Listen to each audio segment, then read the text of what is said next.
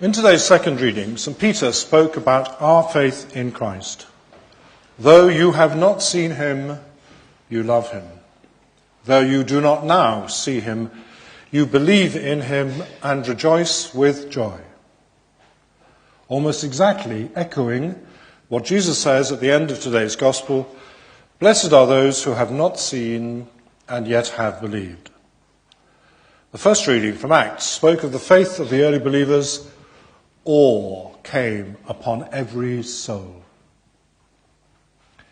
Jesus, of course, made his remarks at the end of the wonderful account of Thomas's U-turn. 8 days earlier, he had said he would not believe unless he could see the wounds and put his hand in the side. But when he actually was there to witness the Lord's appearance, and even when Jesus had invited him, according to his challenge, to put his finger there and place his hand in his side, he did not carry out his challenge. He just said, "My Lord and my God." Truly, awe had come upon his soul. Thomas had been so determined to rely on the evidence of his senses. He knew the other apostles. He had spent time with them in the company of Jesus. He had heard wonderful sermons and parables. He had witnessed extraordinary miracles. On most matters, he would have trusted the others, but he just could not bring himself to believe them when they said, "We have seen the Lord." If he had been alive today, Thomas might have said, "Fake news," and shrugged off their testimony. I'm going to share something fake with you now. Some time ago I said that I might deliver a sermon on AI, artificial intelligence, and now the moment you've been waiting for since last November has come. I asked a program, ChatGPT, to produce a sermon on St. Thomas, and it's perfectly adequate. AI has done the research, checked the references, and produced a 2-minute sermon. So far, so good. But then I went a step further. I asked another program to clone my voice and then use that artificial device to read the artificial sermon. Here are the first few sentences. Beloved in Christ, among all the apostles, there is one whose name has become an adjective. We do not say a Peter or a John, but we say, even today, a doubting Thomas. And yet, if we listen carefully to the gospel, we may discover that Thomas is not the apostle of doubt. He is the apostle of honest faith, the apostle of costly belief, the apostle who refuses to settle for second-hand religion. In the gospel according to Gospel of John, we hear that when the risen Lord first appeared to the disciples, Thomas was not there. Okay. The others saw, the others rejoiced, the others believed. Those were not my words. That was not my voice. Now, of course, it's not perfect. It seemed to me to be delivered in a rather dull manner. I leave it to you to decide whether that's a fair judgment of what happens here Sunday after Sunday. This exercise took everybody's laughed at that. This exercise took just a half an hour, I suppose, yesterday morning with the help of a family from the parish who are far more technical than me. The parish paid $6 for the use of that program. I still have a subscription for a month, but I promise I will not use it again. So if you get a phone call from me, it really is me.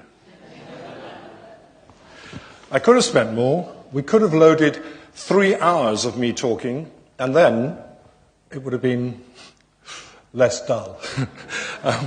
But I recorded the text of 30 seconds, a different text, and that was enough for the AI to clone my voice.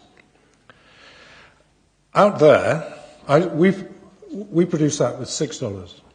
Out there, in what we ludicrously call the real world, virtual, indeed, some of it is. Out there, companies and individuals are spending millions, probably billions, producing programs resulting in news, comments, explanations, pictures and videos which are utterly convincing and in the end deeply disturbing.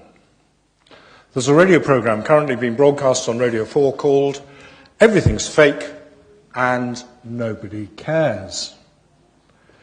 It's not just that it is often difficult, if not impossible, to check the accuracy of these products.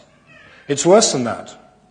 Modern society, I generalize of course, does not believe in absolutes, as we do.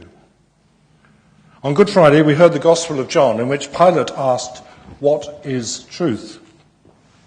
He asked that question 2,000 years ago, and he made a very good point. How do we know what is true? Nowadays, everybody can create, adjust, and share his or her own truth.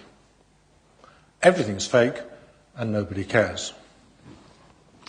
Some of you may be familiar with the use of AI. You've probably used it yourself, probably without realizing. If you're a parent of teenage children, or perhaps you're a teacher, you'll be familiar with the problems of students using AI to write essays. I heard this morning that the pupils in KES do not write anything at home. Anything they write is in the classroom under the supervision of teachers. Pope Leo has warned against the dangers of AI, and particularly with regard to writing sermons. Just a few weeks ago, he said that priests should resist the temptation to prepare homilies with artificial intelligence. He went on, to give a true homily is to share faith. And artificial intelligence will never be able to share faith. I hope he's not watching on the live stream, or at least if he is, he can see that I'm just making a point about AI. I'm not cheating. The use of AI is now with us forever. It's already affecting our lives and will do so more and more. Machines will not, that's what they are, machines will not only remember things and analyze things and sort through millions of scenarios and possibilities until they reach conclusions and instruct other machines to act and react without human intervention. The big question still is whether they will achieve consciousness, or more specifically, the self-consciousness, the awareness of self, which we have. Our belief in the fact that each of us is created in the image of God, that we have an immortal soul, and that we have free will, marks us out from any machine. Thomas was free to doubt, and again to express his freedom again when he proclaimed, "My Lord and my God."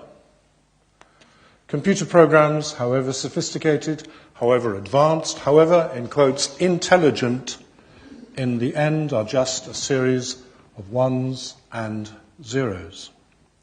We are so much more than that, and we believe that in the light of Christ's resurrection, which we continue to celebrate, we are destined for a heavenly home in which the one truth will be known and celebrated.